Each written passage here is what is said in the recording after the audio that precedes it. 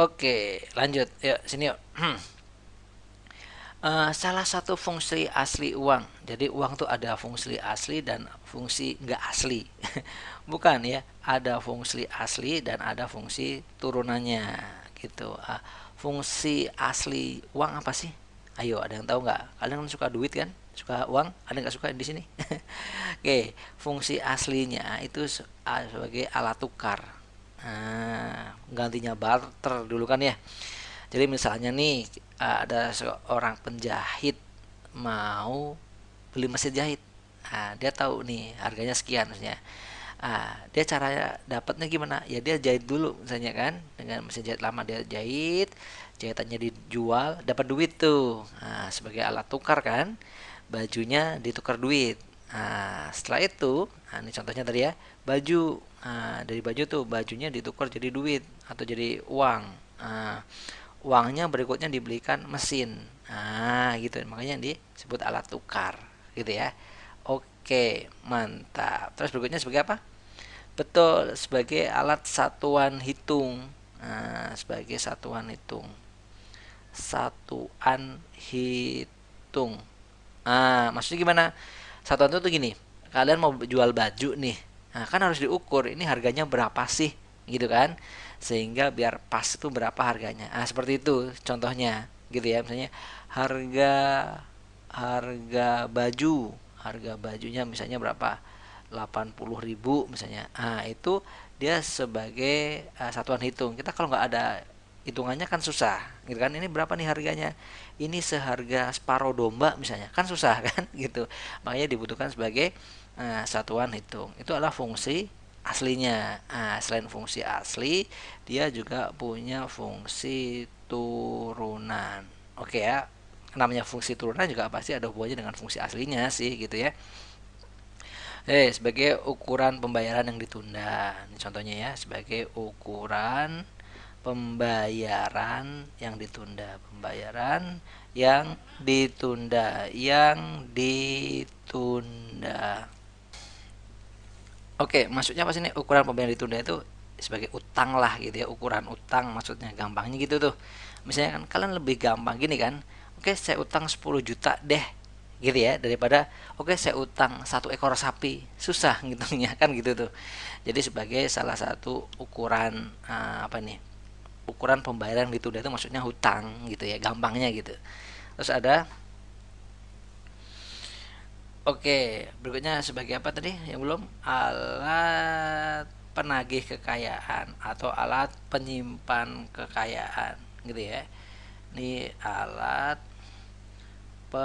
penyimpan kekayaan.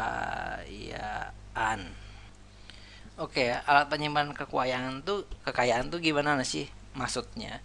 Maksudnya tuh gini, kalian punya gini nih, eh, kebun atau jangan kebun deh, punya sapi banyak. Biar nyimpennya gampang, kan sapinya rubah aja dalam bentuk duit. Seperti itu contohnya ya. Jadi lebih lebih lebih mudah nyimpennya seperti itu. Kayak misalnya kalian setiap tahun bisnis sapi untung setiap tahun 10 sapi daripada disimpan sapi misalnya karena kalian mungkin lahannya kurang dan sebagainya, udah disimpan dalam bentuk uang gitu ya. Atau juga bisa sebagai alat apa? Pengalih nah, pengalih kekayaan. Kekayaan. Maksudnya pengalih kekayaan tuh gimana? Misal nih kalian punya rumah nih di misalnya mana di Bandung, tiba-tiba kalian mau pindah ke Palembang tinggalnya gitu kan ya, nggak mungkin kan rumah kalian kalian bongkar terus pindah di Palembang gitu ya, gentengnya ambil lantainya ambil kan nggak. Caranya gimana? Dijual dulu tuh rumahnya ya kan, setelah dijual belikan lagi di Palembang, itu disebutnya pengalih kekayaan gitu ya. Sip. Salah satu fungsi asli uang apa ya tadi?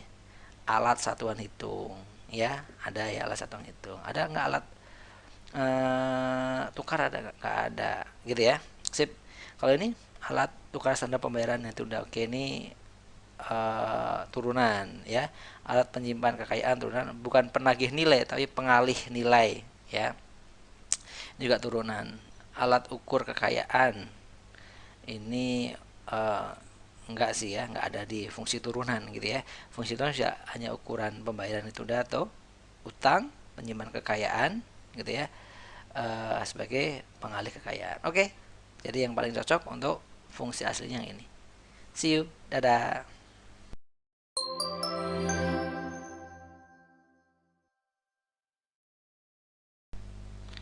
Oke, lanjut ya. Uang yang nilai bahannya setara atau sama dengan nilai nominalnya disebut dengan apa coba? Oke, mana nih? Jawab. Jadi ada uang yang nilai bahannya itu tidak setara dengan nominalnya, tapi ada juga yang setara dengan nominalnya gitu. Oke, di hal ini termasuk jenis mata uang berdasar nilai ya. Eh, ada dua jenis mata uang berdasar nilai. Nah, apa aja nih? Ayo, tahu nggak? Satu, namanya uang nilai penuh, ya. Uang nilai penuh. Satu lagi apa berarti? Kalau ada penuh, ada tidak penuh. Pinter. Uang tidak bernilai penuh. Tidak bernilai penuh. Apa sih perbedaannya? Gitu ya. Oke, kalau uang bernilai penuh ini, uang yang nilai bahannya sama dengan nominalnya, gitu ya.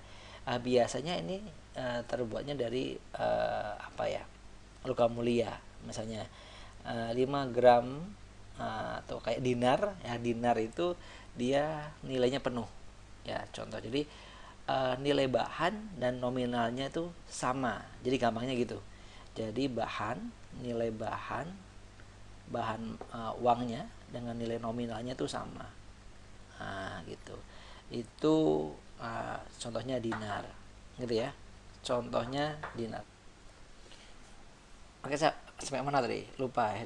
Ini ya. Jadi uang nilai penuh, jadi nilai bahan dan nilai nominalnya itu sama. Contohnya dinar, dirham gitu ya, terbuat dari emas, terbuat dari perak itu sama tuh antara nilai bahan dan nilai nominalnya gitu ya. Kalau uang tidak bernilai penuh, nilai bahan itu tidak sama dengan nilai nominal. Itu seperti yang kita pakai sekarang. Uang 100.000 misalnya gitu ya. Itu tidak bahannya tidak menghabiskan 100.000 gitu ya, gitu. Nah itu contohnya rupiah atau uang kertas lah ya, dolar sebagainya, atau uang kertas lah gampangnya gitu ya, uang kertas. Biasanya justru nilai bahannya itu lebih lebih sedikit ya, jadi justru bahannya biasanya tidak hanya sekedar tidak sama, tapi dia nilainya lebih kecil daripada nominalnya. Mungkin uang 100.000 itu mungkin bahan pembikinnya cuma 5.000 kali atau 10.000 misalnya gitu ya. Itu contohnya gitu ya. Sebenarnya paling aman digunakan itu adalah ya ini, karena nilai bahannya sama dengan nilai nominalnya gitu ya. Uang yang nilai bahannya setara atau sama dengan nilai nominalnya disebut uang nilai penuh. Ini dia. Cakep. Oke, see you. Dadah.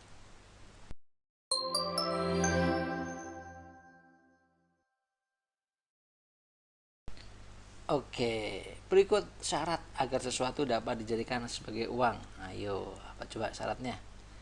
Oke, syaratnya itu ada salah satu, mudah dibawa, ya kan ya, mudah dibawa. Terus apa lagi coba? Betul, tahan lama. Nah, tahan lama atau awet. Ya asal nggak dicuci, asal nggak disobek-sobek gitu ya. Maksudnya tidak cepat rusak gitu ya. Biasanya kalau udah ini, makanya juga ada ininya, juga ada masa berlakunya juga kan. Kalau udah kira-kira udah lama ditarik ganti yang baru seperti itu gitu ya. Oke. Tapi tetap dengan ada syarat dan ketentuan berlaku. Tahan lama itu bukan berarti kuat dibakar, kuat di gunting gitu, nggak juga gitu ya. Dapat dipecah jadi lebih mudah, atau mudah dipecah gitu aja deh. Mudah dipecah, mudah dipecah. Mungkin dulu kesulitan saat menggunakan emas itu susah mecahnya ya, karena repot ya, seperti dulu ya. Walaupun sekarang banyak orang menggunakan emas karena emasnya menjadi emas kecil atau mini gold gitu ya, lagi ngetren nih sekarang nih. Nilainya stabil. Nilai stabil. Oke, walaupun ada uang-uang di negara-negara tertentu yang nilainya nggak stabil gitu ya. Oke, karena mungkin terjadi inflasi atau sebagainya. Oke, diterima secara umum. Diterima secara umum. Oke ya, ini insya Allah nggak masalah sih ya, diterima secara umum, karena uang pasti semua orang suka uang gitu ya. Oke, maksudnya diterima baik oleh pemerintah maupun oleh anggota masyarakatnya sebagai alat tukar. Oke, atau apalagi jumlahnya dapat memenuhi yang dibutuhkan ya, jumlahnya dapat memenuhi kebutuhan, jumlah cukup, jumlah cukup di masyarakat gitu ya. Tidak mudah dipalsukan atau susah, susah dipalsukan ya. Kalau mudah dipalsukan enak banget nanti ya, susah dipalsukan apalagi nih kira-kira syarat psikologis. Jadi orang syarat psikologis itu gini, dengan kamu megang itu kamu jadi senang nih, seperti itu ya kan. Karena kita sering ya, kita pusing karena bukan karena penyakit, karena di dompet kita nggak ada uang seperti itu, tapi kita bahagia karena dompet kita penuh uang. Itu syarat psikologis termasuknya ya, itu namanya syarat psikologis. Maksudnya begini Mas, bahwa uang harus bisa memuaskan keinginan orang yang memilikinya. Jadi orang merasa puas kalau dia pegang duit, itu baru uang gitu ya. Namanya syarat psikologis, dan itu umum ya, orang akan lebih tenang biasanya kalau dompetnya penuh daripada imannya penuh kan gitu ya nggak. Dompetnya penuh lebih tenang kan. Oke, berikut syarat agar sesuatu dapat dijadikan sebagai uang kecuali. Oke, mudah dibawa benar, tahan lama, oke, dapat dipecah lebih kecil, oke, bisa jadi gaya hidup, enggak juga sih ya, bisa memuaskan yang memiliki, betul, berarti ini gitu, kecuali kan. Oke, sip, itu dia. Oke, mantap, see you, dadah.